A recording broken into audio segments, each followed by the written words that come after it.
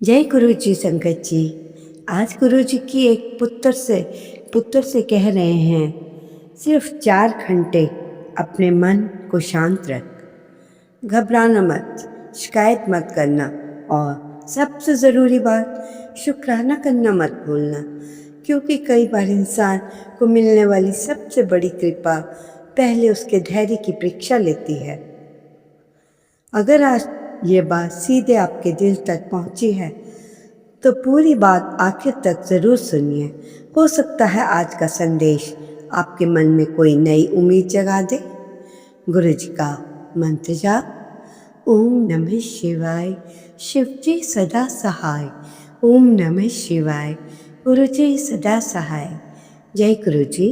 गुरु जी महाराज जी के चरणों में कोटि कोटि नमन। इससे पहले जो गुरु जी के चरणों में लाइक सब्सक्राइब समर्पित करे, उसके घर में सुख समृद्धि की कभी कमी ना करें। हमारे प्यारे गुरु जी उन्हें भरपूर दे। गुरु महाराज उनकी हर इच्छा को पूर्ण करें। संगत जी, आपने देखा होगा जब रात सबसे ज़्यादा अंधेरी होती है तभी सुबह सबसे करीब होती है। ठीक उसी तरह जीवन में भी कई बार ऐसा समय आता है जब इंसान को लगता है अब कुछ नहीं होगा, लेकिन वही समय उसके धैर्य और विश्वास की परीक्षा भी होता है। आज बहुत से लोग अपने घर की परेशानियों से घिरे हैं। किसी को बेटे की नौकरी की चिंता, किसी को बेटे की भविष्य की चिंता, किसी को बेटे की शादी की चिंता। बाहर से सब सामान्य दिखाई दे रहा है, लेकिन अंदर ही अंदर मन सब थक चुका है। गुरुजी हमेशा यही समझाते हैं, मुश्किल समय में सबसे पहले अपने विश्वास को कमज़ोर मत होने दो, क्योंकि जब मन टूट जाता है तब सही अवसर सामने होने पर भी इंसान उसे पहचान नहीं पाता। संगत जी, आज अगर आपके जीवन में सब कुछ आपकी इच्छा के अनुसार नहीं चल रहा तो इसका मतलब ये नहीं कि आपकी मेहनत व्यर्थ चली गई। कई बार फल आने में समय लगता है। जैसे किसान बीज बोने के बाद हर घंटे में खेत नहीं खोदता, फसल निकली या नहीं, ये वह धैर्य रखता है, देखभाल करता है और भरोसा बनाए रखता है। इसी तरह हमें भी अपनी मेहनत करने चाहिए। हर छोटी कृपा के लिए शुक्राना करना चाहिए। लेकिन संगत जी, आगे एक ऐसी बात आने वाली है जिसे बहुत लोग अनदेखा कर देते हैं, जबकि वही बात आपके मन की शांति और आगे बढ़ने की ताकत दोनों को बढ़ा सकती है। संगत जी, अब जरा आपने अपने आप से एक सवाल पूछिए, क्या पिछले कुछ दिनों में आपने सिर्फ परेशानियों को गिना है या उन छोटी छोटी खुशियों का भी कभी धन्यवाद किया है जो आज भी आपके जीवन में मौजूद है? कई बार इंसान बड़ी खुशी के इंतज़ार में छोटी छोटी कृपाओं को देखना ही छोड़ देता है, लेकिन गुरुजी यही सिखाते हैं, जो छोटी कृपाओं का सम्मान करता है उसके मन में संतोष और हिम्मत दोनों बढ़ते हैं। आज अगर आपके घर में परिवार साथ है, 2 वक्त की रोटी है, सीखने का अवसर है, फिर से कोशिश करने की ताकत है, तो यह किसी बड़ी कृपा से कम नहीं। संगत जी, शुक्राना करने का मतलब सिर्फ अच्छे समय में धन्यवाद करना नहीं होता। असली शुक्राना तो तब होता है जब इंसान कठिन समय में भी विश्वास बनाए रखता है और अपनी कोशिश करना नहीं छोड़ता। अगर आज आपके मन में किसी बात को लेकर डर है तो उसे अपने ऊपर हावी मत होने दीजिए। जो काम आपके हाथ में है पूरी ईमानदारी से करो, जो आपके हाथ में नहीं उसके लिए व्यर्थ चिंता करने की कोई ज़रूरत नहीं। आज अगले कुछ घंटों में अपने मन को शांत रखने का प्रयास करें। किसी से कटु शब्द मत बोलिए, घर में प्रेम का वातावरण रखिए, अपने काम में पूरे मन से कीजिए अपना काम और कुछ पल ईश्वर का ध्यान भी कीजिए। कई बार सबसे बड़ा बदलाव बाहर नहीं बल्कि इंसान के अपने मन के अंदर शुरू होता है। जब मन बदलता है तो फैसले बदलते हैं, फैसले बदलते हैं तो जीवन की दिशाएं भी बदलने लगती हैं। याद रखिए संगत जी, उम्मीद कभी मत छोड़िए। हर कठिन समय हमेशा के लिए नहीं रहता। धैर्य, मेहनत और विश्वास के साथ आगे बढ़ना है। इंसान धीरे धीरे अपने जीवन में नए अवसर भी देखता है और नई खुशियाँ भी। अगर आज की ये बात आपके दिल को छू गई है तो आज सिर्फ एक बार अपने सच्चे मन से शुक्राना ज़रूर कीजिए। अपने जीवन में मिली छोटी छोटी कृपाओं को गुरुजी महाराज के साथ याद कीजिए। इसी प्रार्थना के साथ गुरुजी की कृपा आप सब पे बनी रहे, आपके घर में शांति रहे, विश्वास रहे, खुशियाँ बनी रहे। जय गुरुजी, जय गुरुजी संगत जी। आज जो सत्संग मैं सुनाने वाली हूँ, ये सुनकर आपके रोंगटे खड़े हो जाएंगे। ये कोई बनाई हुई कहानी नहीं, ये मार्च 2024 की एक सच्ची घटना है दिल्ली की। और जो इंसान इसमें है वो गुरुजी को मानता ही नहीं था। ध्यान से सुनिए, क्योंकि जो होने वाला है वो आपने कभी सोचा नहीं होगा। संगत जी, दिल्ली के करोल बाग इलाके में एक फ्लैट था। तीसरी मंजिल पर उस फ्लैट में रहते थे अनूप शर्मा। अनूप शर्मा दिल्ली में तैनात एक वरिष्ठ सरकारी अधिकारी, कलेक्टर स्तर के। उम्र 48 साल, बाल थोड़े सफ़ेद, आंखों पे मोटे फ्रेम का चश्मा और हमेशा एक रोग जो उनके चेहरे पे रहता था, वो किसी के आगे नहीं झुकते थे, नहीं सुनते थे किसी की भी नहीं। उनकी पत्नी थी कविता, गुरुजी की पक्की संगत। रोज़ सत्संग सुनती, रोज़ अरदास करती। घर में गुरुजी की तस्वीर लगी थी, लेकिन अनूप जी को वो बिल्कुल पसंद नहीं था।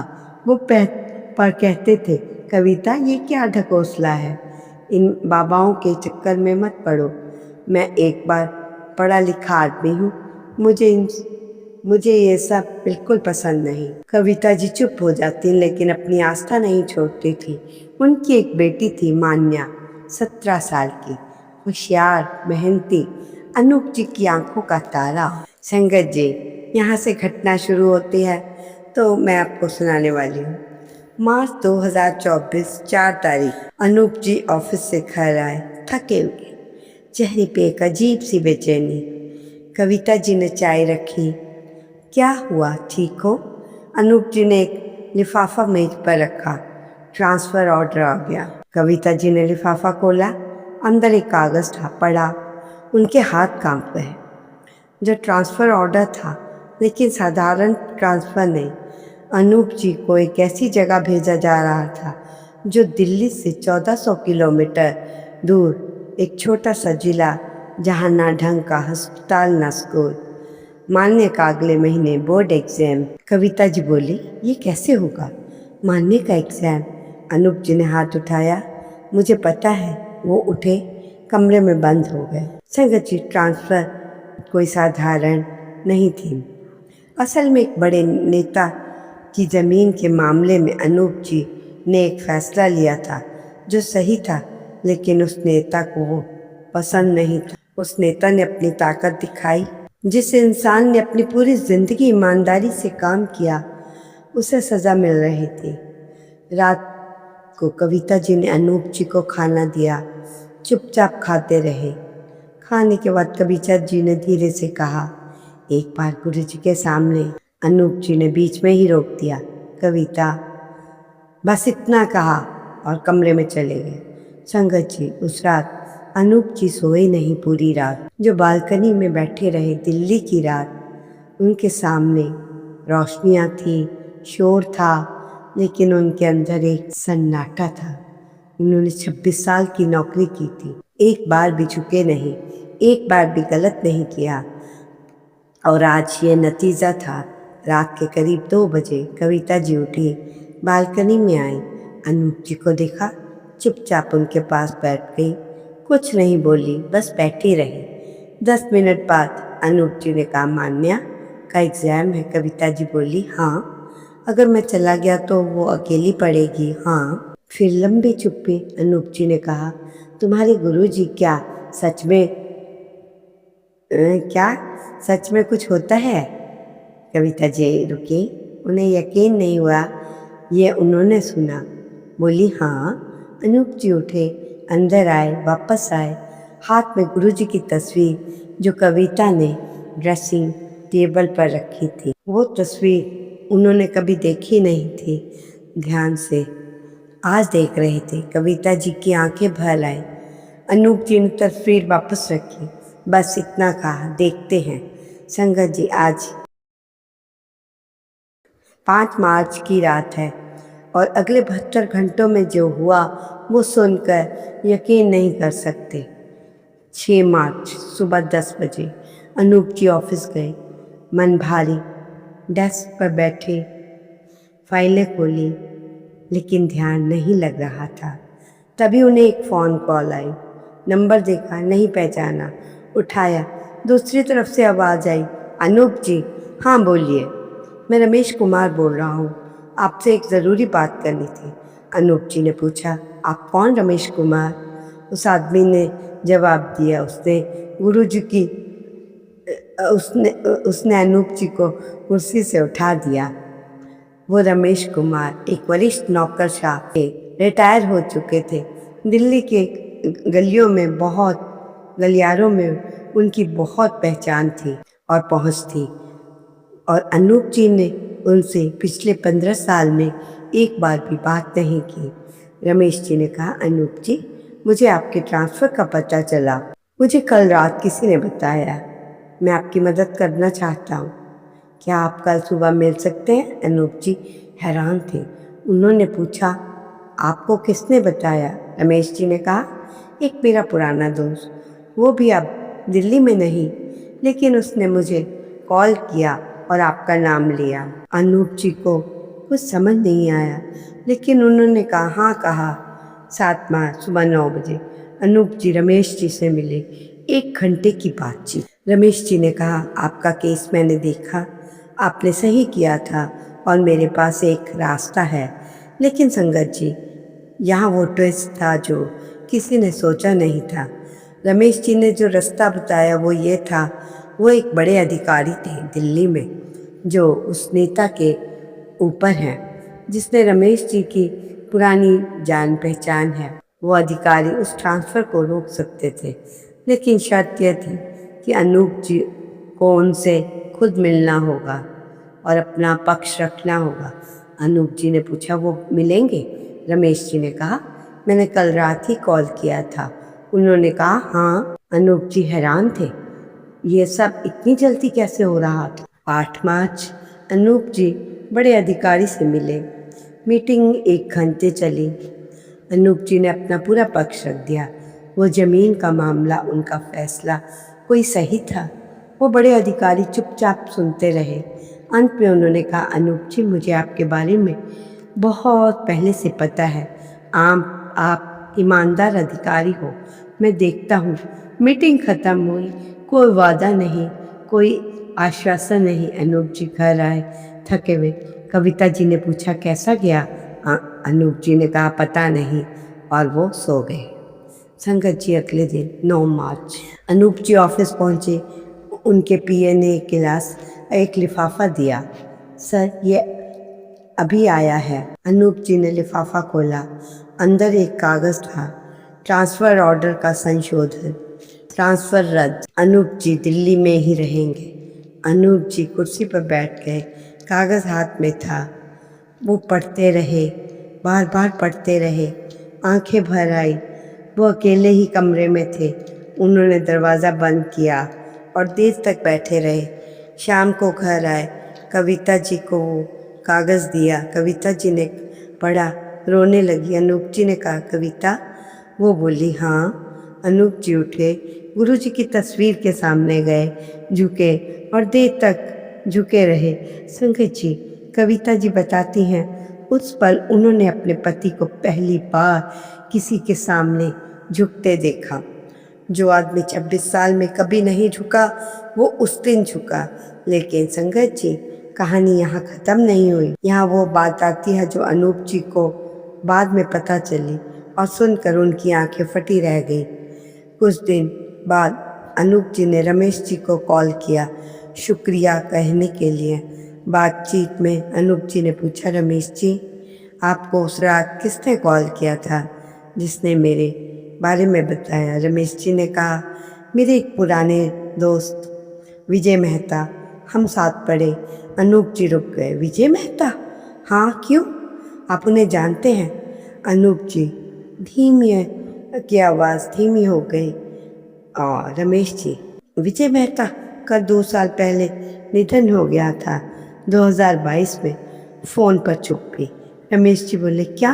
अनूप जी ने कहा, हाँ, वो हमारे पुराने दोस्त थे, 2022 में चले गए। रमेश जी की आवाज़ कांप गई। उन्होंने कहा, लेकिन कॉल आई थी, उनका नाम, उनकी आवाज़ मैंने पहचानी थी। संगत जी, ये कॉल किसकी थी? वो आवाज़ किसकी थी? समझ लो। उस रात किसने रमेश जी को कॉल किया? अनूप जी का नाम लिया। अनूप जी कहते हैं, जब ये पता चला तो मैं बहुत देर तक बैठा रहा, सोचता रहा। फिर मुझे याद आई 5 मार्च की रात बालकनी में, जब मैं पहली बार गुरुजी की तस्वीर हाथ में थी मेरे, उसी रात उसी वक्त रमेश जी को कॉल आई थी। संगत जी, अनूप जी आज गुरुजी की संगत है, कविता जी के साथ, मान्या के साथ। जब भी कोई उनसे पूछता है कि आप गुरुजी को कब से मानते हैं, वो कहते हैं 5 मार्च 2024 की रात से, जब मैंने पहली बार उनकी तस्वीर को ध्यान से देखा। शुक्राना गुरुजी, लख लख शुक्राना। संगत जी, आज इस सत्संग से एक बात समझती हैं, गुरुजी उसके लिए काम करते हैं जो उन्हें मानता नहीं। बस एक पल चाहिए, एक पल जब इंसान रुके और ध्यान से देखे। अनूप जी ने वो तस्वीर ध्यान से देखी, गुरुजी ने काम शुरू कर दिया। आज अगर आपकी ज़िंदगी में कोई ऐसी मुसीबत है जो बहुत बड़ी लग रही है, तो एक काम कीजिए, रुकिए, ध्यान से देखिए। गुरुजी पहले से काम कर रहे हैं, आपको बस उन्हें देखना है। जय गुरुजी, शुक्राना गुरुजी, अनंतम अनंतम शुक्राना।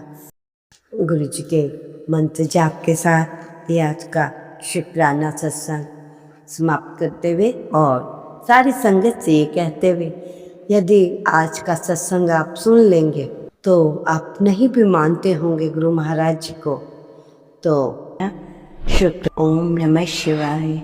शिव के सदा सहाय। ओम नमः शिवाय। गुरु जी सदा सहाय। जय गुरु जी, शुक्राना गुरु जी, अनंतम अनंत शुक्र।